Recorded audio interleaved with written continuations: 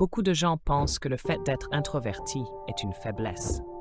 Les introvertis ont tendance à rester en retrait, hésitent à prendre des décisions et ressentent souvent de la fatigue après des interactions sociales prolongées. Mais ces soi-disant faiblesses sont en réalité contrebalancées par des forces impressionnantes, souvent négligées, mais d'une grande valeur dans de nombreuses situations. En vérité, nous vivons dans un monde qui valorise les traits extravertis, où ces qualités sont perçues comme plus désirables. Cependant, en tant qu'introverti moi-même, je tiens à partager 8 forces des introvertis pour aider ceux qui se reconnaissent dans ce profil à gagner en confiance. Premièrement, les introvertis possèdent une capacité remarquable à réfléchir en profondeur. Passant beaucoup de temps seuls, ils utilisent ce moment pour analyser et méditer longuement sur la vie.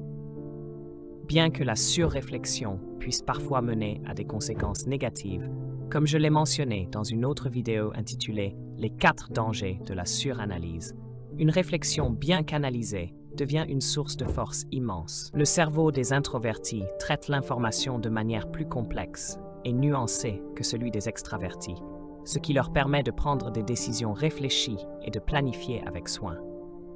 Cette capacité à envisager différents scénarios futurs peut parfois engendrer de l'anxiété ou des inquiétudes, mais c'est aussi une formidable opportunité pour bâtir une vie plus alignée avec leurs aspirations personnelles. Les introvertis sont aussi souvent des écrivains talentueux. Tenir un journal, par exemple, est un outil puissant pour réfléchir au passé et concevoir un avenir meilleur. Leur esprit méthodique les pousse à planifier avec minutie, à anticiper les risques et à maximiser les opportunités que d'autres pourraient ne pas voir. Deuxièmement, l'efficacité du travail en solitude est une autre grande force des introvertis. Alors que la proximité des autres donne de l'énergie aux extravertis, elle épuise souvent les introvertis. Personnellement, après un temps passé en société, j'ai besoin de me retirer pour me ressourcer. Cela signifie que les moments de solitude sont ceux où ils sont le plus productifs. Cette aptitude à travailler efficacement dans l'isolement permet souvent aux introvertis de poursuivre des réalisations créatives remarquables. Que ce soit dans les arts, la programmation ou l'écriture, ces succès découlent rarement de réunions ou de séances de réseautage, mais plutôt de travail sérieux et discipliné, effectué dans la solitude. Nikola Tesla est un parfait exemple de ce qui peut être accompli dans ce cadre. Si vous êtes curieux d'en savoir plus sur lui, j'ai fait une vidéo à son sujet que vous pouvez retrouver en description. Troisièmement, l'aptitude à la créativité dans l'expression personnelle est une autre caractéristique propre aux introvertis. Souvent, pour éviter d'être au centre de l'attention, les introvertis cherchent d'autres moyens d'exprimer leur personnalité. C'est pourquoi beaucoup d'entre eux excellent dans les arts. Dans mon enfance, par exemple, je trouvais refuge dans le dessin pour exprimer mes pensées. Aujourd'hui, je crée souvent des mèmes ou des vidéos amusantes pour montrer mon appréciation à mes amis. Quant à cette chaîne YouTube, le montage des vidéos et le choix des musiques sont une forme naturelle d'expression pour moi, bien plus que de parler devant une foule. Cette créativité chez les introvertis est en partie le fruit de leur aversion pour les conversations superficielles et de leur besoin de se distancer des interactions sociales trop fréquentes. Ainsi, loin d'être des faiblesses, les qualités des introvertis sont une richesse souvent méconnue. Leur capacité à réfléchir profondément, à exceller dans le travail solitaire et à être créatifs dans des formes d'expression moins conventionnelles leur donne une force silencieuse qui, dans de nombreux cas, peut surpasser l'efficacité des personnalités extraverties. Les introvertis possèdent une qualité précieuse, leur capacité d'observation. Tandis que les extravertis sont souvent absorbés par les conversations animées, les introvertis préfèrent observer en silence, capturant discrètement les détails de ce qui les entoure. Ils ne prennent la parole que lorsqu'ils ont quelque chose de pertinent à partager, ce qui leur permet de formuler des analyses perspicaces et d'agir avec précision dans diverses situations. Lao Tse, maître du taoïsme, l'a exprimé ainsi. « Celui qui sait ne parle pas, celui qui parle ne sait pas. Cette citation souligne que lorsque l'on s'exprime constamment, on peut se priver d'informations précieuses que l'environnement pourrait nous offrir. C'est souvent le piège des extravertis, qui, en quête d'attention, risquent de manquer l'essentiel. En revanche, les introvertis, par leur nature d'observateurs, maîtrisent parfaitement ce qui se passe autour d'eux. Leur aptitude à capter les détails leur confère un avantage inestimable, car ils possèdent des informations que d'autres ignorent. Cela leur procure une forme de pouvoir silencieux. Ils perçoivent ce que d'autres négligent. Les introvertis sont particulièrement sensibles aux subtilités. Leur capacité à analyser et à réfléchir de manière approfondie leur permet de saisir des détails que les extravertis, pris dans le tourbillon des interactions sociales, laissent souvent filer. Bien que cela puisse sembler anodin à certains, c'est une qualité d'une valeur inestimable. Après tout, comme le dit l'adage, le diable est dans les détails. Dans la poursuite d'un succès durable, cette attention minutieuse devient cruciale. Sans l'œil vigilant des introvertis, des projets ambitieux pourraient échouer rapidement en raison de détails négligés. Les introvertis ne sont pas seulement des observateurs, ils excellent également dans l'art de tisser des relations profondes. La capacité d'écoute est essentielle à la création de liens solides. Et les introvertis, grâce à leur écoute attentive, absorbent et traitent une grande quantité d'informations sur les autres. Cela leur permet de comprendre plus profondément les besoins et les difficultés de leur entourage, favorisant une empathie sincère. Grâce à leur pensée réfléchie et à leur sensibilité, les introvertis sont capables de nouer des relations authentiques et durables. Contrairement à ceux qui privilégient la quantité des interactions, les introvertis choisissent la qualité, et cela renforce la profondeur de leur connexion. Un autre point fort des introvertis réside dans leur autonomie et leur indépendance. Préférant souvent la solitude, ils développent une résistance naturelle à la dépendance émotionnelle ou sociale. Ils ne ressentent pas le besoin constant de la présence d'un partenaire ou de compagnon pour remplir leur temps.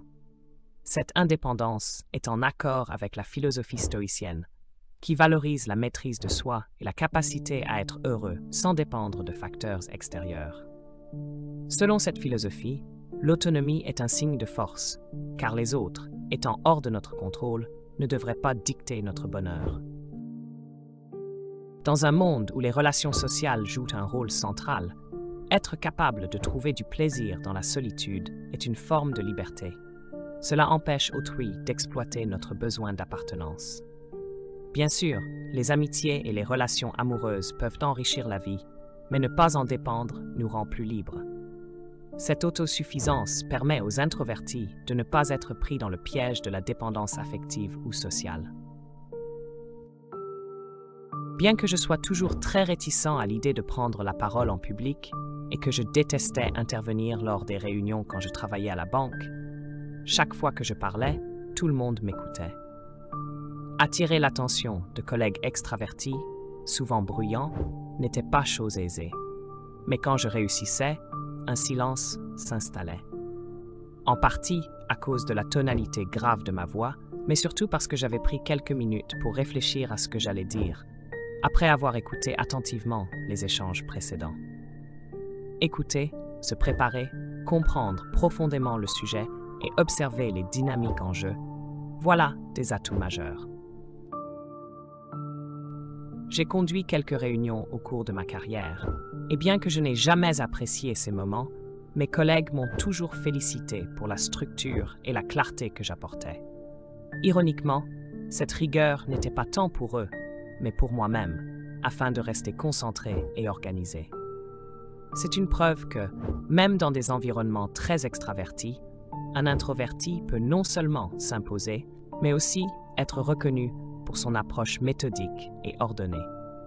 Les extravertis, parfois dispersés dans leurs idées et débordant d'énergie, trouvent souvent bénéfique d'être encadrés par quelqu'un qui peut structurer leurs idées et ramener de l'ordre au sein du chaos. Et cette capacité n'est pas seulement bénéfique pour moi, elle l'est aussi pour le collectif. Les introvertis possèdent une aptitude particulière à organiser leurs pensées de manière systématique, ce qui, dans un environnement de travail collaboratif, se révèle crucial. En équilibrant la spontanéité et l'énergie des extravertis, les introvertis apportent une stabilité précieuse. Dans un monde où l'on valorise souvent l'extraversion, avec son dynamisme et son enthousiasme apparent, les qualités des introvertis deviennent d'autant plus essentielles. Leur patience, leur capacité à prendre du recul et leur observation attentive permettent de révéler ce qui se cache derrière le tumulte des interactions sociales. Cette aptitude à percevoir les subtilités invisibles est un atout précieux, non seulement pour apporter une paix intérieure, mais aussi pour guider les autres vers plus de clarté et de structure. Lorsqu'un introverti prend les rênes d'un projet, il ne se contente pas de se focaliser sur l'objectif final. Chaque étape est soigneusement planifiée et préparée, sans qu'aucun détail, même infime, ne soit négligé. C'est une qualité que les extravertis, souvent emportés par l'excitation du moment, peuvent parfois négliger. Dans la recherche d'efficacité collective, c'est cette capacité à penser stratégiquement et à anticiper les moindres écueils qui fait la différence. Cela ne signifie pas que les extravertis manquent de qualité, bien au contraire. Ils sont souvent ceux qui apportent l'énergie, qui encouragent l'interaction et insufflent un esprit d'équipe dynamique. Mais c'est précisément dans la complémentarité entre ces deux personnalités que réside la clé du succès. Les extravertis stimulent les échanges, inspirent et génèrent de l'élan au sein d'un groupe. Les introvertis, quant à eux, veillent à ce que tout soit bien pensé, organisé et orienté vers la réalisation concrète des objectifs. Cette harmonie entre extraversion et introversion permet une dynamique de groupe équilibrée, où chaque individu peut apporter sa contribution spécifique. Les introvertis, même s'ils évitent souvent la lumière des projecteurs, sont tout à fait capables de prendre les devants et d'exercer un leadership efficace, fondé sur la réflexion, la préparation et la constance. Merci d'avoir suivi cette présentation. Si vous avez trouvé ce contenu utile, n'oubliez pas de liker, partager et vous abonner à la chaîne pour ne rien manquer des prochaines vidéos. À très bientôt pour de nouveaux échanges.